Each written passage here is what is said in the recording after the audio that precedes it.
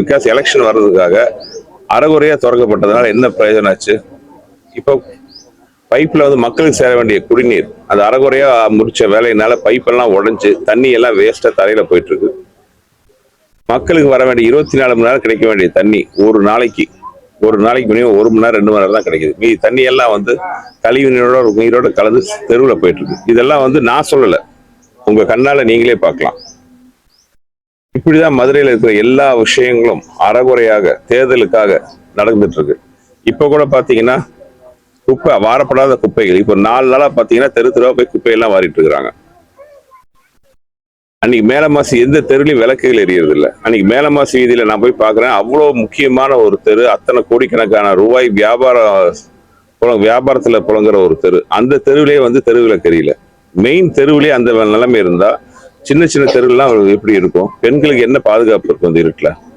மேலவாசி வீதியில் நான் அவசரமா சொன்னோன்னே அடுத்த நாள் மேலவாசி வீதியில லைட்ல பிரச்சனை நான் சொல்றேன், அவசரமா அடுத்த நாள் உட்காந்து லைட்டை மாட்டிட்டு இருக்காங்க. இதெல்லாம் எலெக்ஷன் நேரத்துல அவசரமா முடியாத கூட்டணி நதிநீர் திட்டத்தை ஆரம்பிக்க வேண்டியது, அவசரமா குப்பை அள்ள வேண்டியது, அவசரமா லைட்டை வைக்க வேண்டியது, அவசரமா கழிப்பறைகள்லாம் அந்த போட்டோஸ் எல்லாம் நான் ஏற்கனவே காமிச்சிருக்கேன். கழிப்பறையெல்லாம் அவசரமா சிமெண்ட்டை பூசி தண்ணி பூட்டி நிரப்பிட்டு இருக்காங்க. இதெல்லாம் எலெக்ஷன் நேரத்துல பண்றதை விட 5 வருஷமா அது இவ்வளவு டைம் இருந்துச்சு, இப்ப பண்ணி அப்பெல்லாம் பண்ணிருக்கலாமே. அப்பெல்லாம் விட்டு எலெக்ஷன் நேரத்துல மட்டும் ஏன் பண்றீங்க? இந்த 5 வருஷமா தொகுதி மக்களோட குறைகளை கேட்க வராது இந்த தொகுதி உறுப்பினர், சட்டமன்ற உறுப்பினர் இப்போ ரோட்டுக்கு ரோடு வந்து எல்லாத்தையும் பார்த்துட்டு இருக்கு, என்ன பத்தி திட்டிட்டு இருக்காரு. ஸோ மதுரை மக்கள் இதெல்லாம் பார்த்துட்டு தான் இருக்காங்க. மதுரை மத்திய தொகுதி மக்கள் இதெல்லாம் பார்த்துட்டு இருக்காங்க. எலெக்ஷன் நேரத்துல மட்டும் வர்ற மதுரை மத்திய தொகுதி மக்கள் இதெல்லாம் பார்த்துட்டு இருக்காங்க. அவங்க வந்து இவங்க எல்லாம் நினைச்சிட்டு இருக்காங்க எலெக்ஷன் நேரத்துல தான் வந்து பண்ணா எல்லாம் நம்பி வந்து ஓட்டு போடுவாங்க. அப்படி இல்லை. இந்த எலெக்ஷன் கண்டிப்பாக மக்கள் எல்லாமே இரட்டைக்கு ஓட்டு போட்டு தமிழகத்தில் மதிப்புக்குரிய ஐயா எடப்பாடியாரின் ஆட்சியை கொண்டு வர முடிவில் இருக்காங்கிறது எனக்கு உறுதியா தெரியுது.